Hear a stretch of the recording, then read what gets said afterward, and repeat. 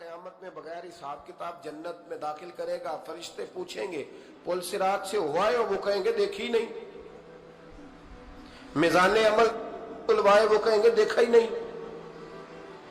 کیسے آ گئے؟ تو کہیں گے خدا کے فضل سے آ گئے. فرشتے پوچھیں گے تمہارا عمل کیا تھا؟ وہ کہیں گے کچھ بھی نہیں. عام لوگوں کی طرح نماز پڑھتے تھے، روزہ رکھتے تھے، حج فرض ہوا تو کیا، زکوٰۃ اگر ہمارے اوپر لاگو ہوئی تو دی، عام روٹین کے معاملات. تو فرمائے اتنی بڑی فضیلت کے بغیر حساب کتاب جنت، کوئی تو وجہ ہوگی. تو بندے عرض کریں گے وجہ ایک ہی تھی کہ رب جو ہمارے حق میں فیصلہ کرتا تھا ہم اس پر راضی ہو جایا کرتے. علامہ اقبال نے ایک بات لکھی ہے. اقبال کہتے ہیں جب میں لندن میں وکالت کرتا تھا تو ایک خاتون تھی، لیڈی بارنس اس کا نام تھا. چھوٹے موٹے مقدمات لے کے وہ میرے پاس آتی تھی. بی بی ایک ہوٹل چلایا کرتی تھی. اس کا خاوند جو تھا وہ فوج میں ملازم تھا. اقبال نے خود لکھا ہے، اقبال فرماتے ہیں کہ ایک دن وہ خاتون پھر کسی کیس کے سلسلے میں میرے پاس آئی. تو جب وہ آئی تو اس نے نقاب اوڑھا ہوا تھا، برقع کیا ہوا تھا. تو چونکہ اس نے نقاب اوڑھا تھا، مسلمانوں کی نشانی تھی. نقاب اوڑھنا کن کی نشانی ہے؟ اللہ آپ کو خوش رکھے. تو کہتے ہیں وہ نشانی چونکہ اہل اسلام کی تھی تو مجھے تجسس ہوا.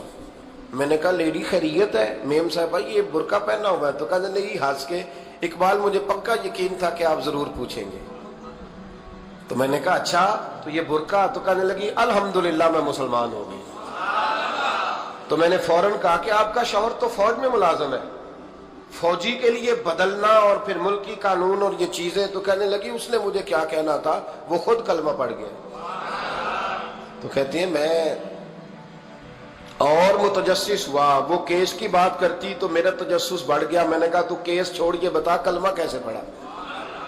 تو کہنے لگی اقبال اصل بات یہ ہے کہ میں نا بے اولاد تھی، خاوند بھی بڑے اچھے پیسے کماتا، میں خود بھی ہوٹل چلاتی، پر ڈپریشن اور ٹینشن اور بلا وجہ کی پریشانیاں جان نہیں چھوڑ. یہ ٹینشن اور ڈپریشن کا نا مجھے عربی ترجمہ کوئی نہیں ملا. یہ ڈپریشن اور ٹینشن کا نا میں نے تلاش کیا ہے لیکن مجھے عربی لغت کے اندر ان کے معنی مجھے لگتا ہے کہ اس زمانے میں یہ چیزیں تھی ہی نہیں. ہوتی تو ان کا کوئی نام بھی، یہ آج ہے نا تو اس لیے آج کے زمانے میں ہی نام ہے مفت کا، مفت کی پریشانی. تو کہتی ہے مجھے ٹینشن اور ڈپریشن رہتی تھی ہر وقت، بڑی میں پریشان رہتی تھی. میرے ساتھ ایک عجیب واقعہ ہوا کہ میرے ہوٹل میں نا ایک بابا جی برتن مانجتے تھے، بوڑھے آدمی تھے، 70 سال کے قریب عمر تھی. ان کا ایک بیٹا تھا، ایک بہو تھی، ایک پوتا تھا، لیکن وہ بیچارے بیٹا بیمار رہتا تھا تو لہذا وہ خود مزدوری کرتے. کہتے ہیں ایک دن وہ بابا جی میرے پاس آئے، کہنے لگے میم صاحبہ 2-4 دن کی چھٹی چاہیے. تو میں نے کہا خیریت ہے؟ کہنے لگے میڈم میرا بیٹا فوت ہو گیا. بیٹا، آپ کو پتہ ہے باپ کا جنازہ پڑھنا آسان ہے، بیٹے کا جنازہ اٹھانا بڑا مشکل کام. کہتی ہے میں کچھ لکھ رہی تھی، میرے ہاتھ سے قلم گر گیا. میں نے خود گاڑی بھیجی، بابا جی گاؤں چلے گئے جہاں وہ رہتے تھے. کہتی 2-3 دن کے بعد میں اور میرا شوہر گئے تو رستے میں ہم باتیں کر رہے تھے کہ کیا تعزیت کریں گے. ایک ہی بیٹا تھا، کوئی رشتہ دار بھی نہیں، تو اس کی تو کائنات اجڑ گئی، کن لفظوں سے اسے تعزیت کیا کہیں گے. کہتے جب ہم گئے تو وہ ٹوٹی ہوئی چٹائی پہ بیٹھا تھا، کچھ لوگ قریب تھے. ہم نے جا کے کہا بابا آپ مسلمان ہیں، ہم آپ کو کیا نصیحت کریں، ایک ہی بیٹا تھا، کہ کس طرح کر کے ہم آپ کو تسلی دیں. تو کہتے ہیں اس نے آنکھیں کھولی، بوڑھی آنکھوں میں ایمان کی روشنی. کہنے لگا بی بی کیا تعزیت کی بات کرتی ہو، میں نے کوئی پیسے جمع کرا کے بیٹا لیا تھا، خدا نے فضل سے دیا تھا، عدل سے لے گیا ہے. میں اپنے رب کے فیصلے میں بڑا راضی ہوں، اللہ بڑا کریم ہے، وہ لے گئے، اس کا مال تھا. آپ یقین کریں ہمارے دیہاتی لوگ یہ کہا کرتے تھے، میں نے کانوں سے سنا ہے. ایک بوڑھے آدمی کا ایک دفعہ بیٹا فوت ہو گیا تو کسی نے اس سے کہا بابا چھوٹی عمر میں بچہ چلا گیا تو مجھے لفظ نہیں بولتے. کہنے لگے پتر اللہ دی فصل ہے، کچی وڈے تا نہیں ہو دی. سنے آپ نے بھی کبھی یہ فکرہ، کچی وڈے تے پکی لے گئے تے تاوی ہے جو ہو دی. تو جب اس کا جی چاہا وہ لے گیا. اللہ اکبر.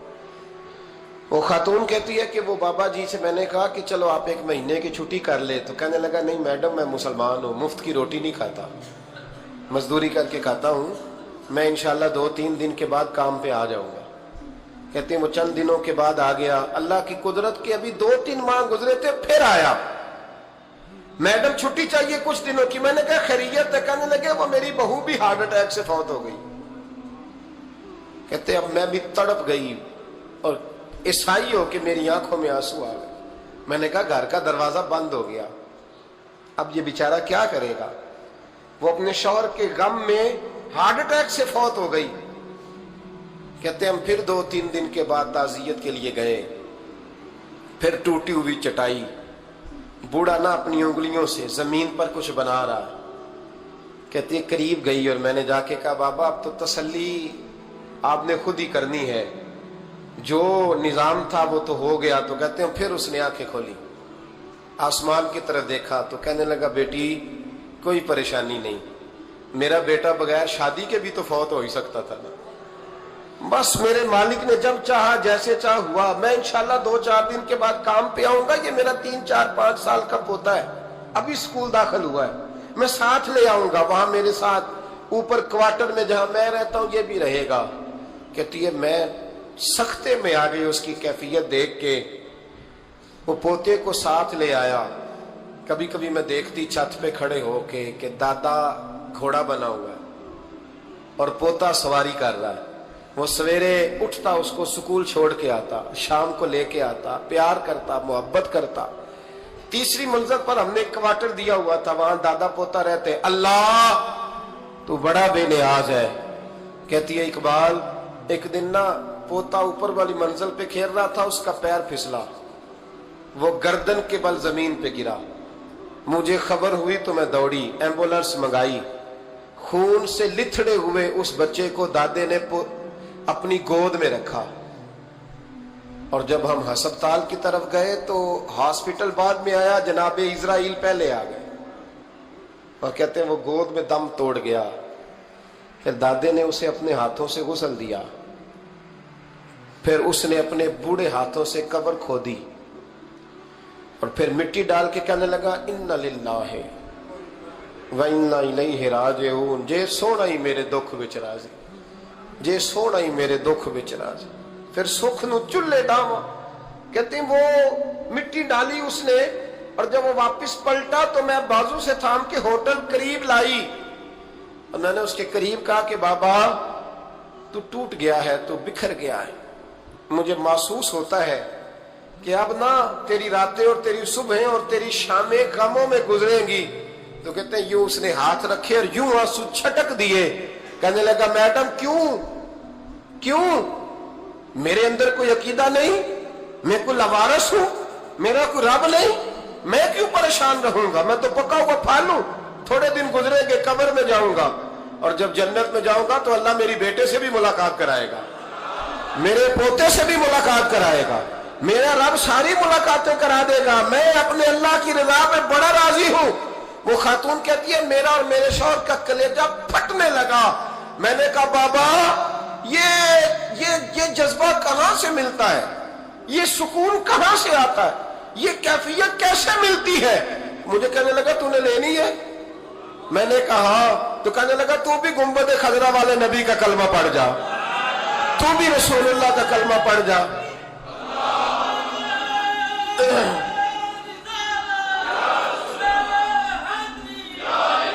میرے محبوب کا کلمہ پڑھ, اللہ تجھے سکون عطا کرے.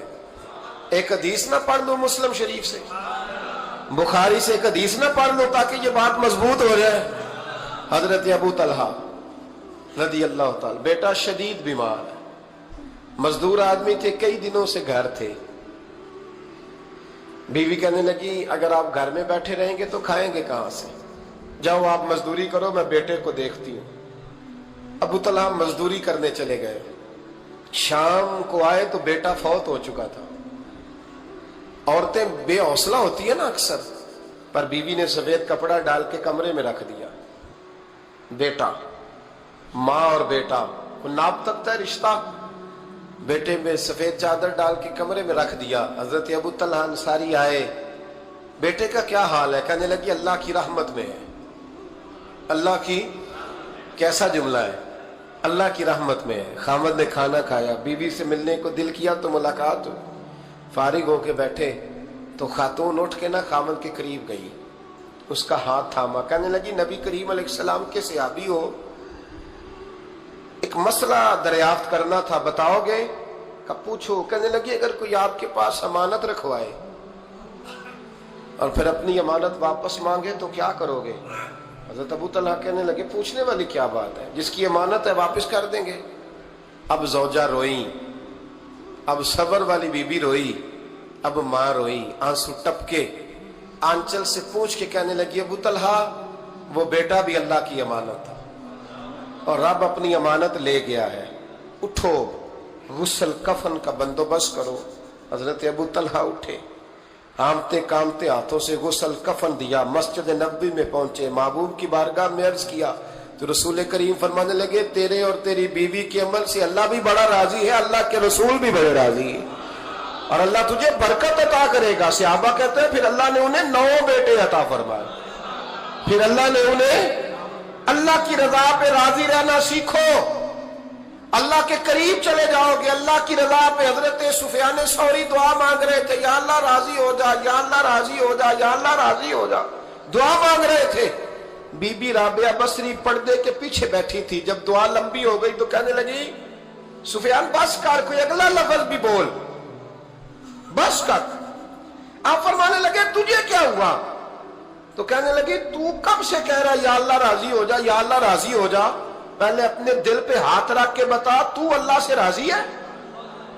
تو راضی ہے اللہ سے؟ تو روز نہیں کہتا پیسے نہیں ہے میرے پاس مجھے دے, تو روز نہیں کہتا یا اللہ فلانی چیز کوئی نہیں دے, اے اللہ فلاں کو دے دیا مجھے کیوں نہیں دیتا معاذ اللہ, تو روز شکوے نہیں کرتا؟ فرمایا پہلے تو راضی ہو جا.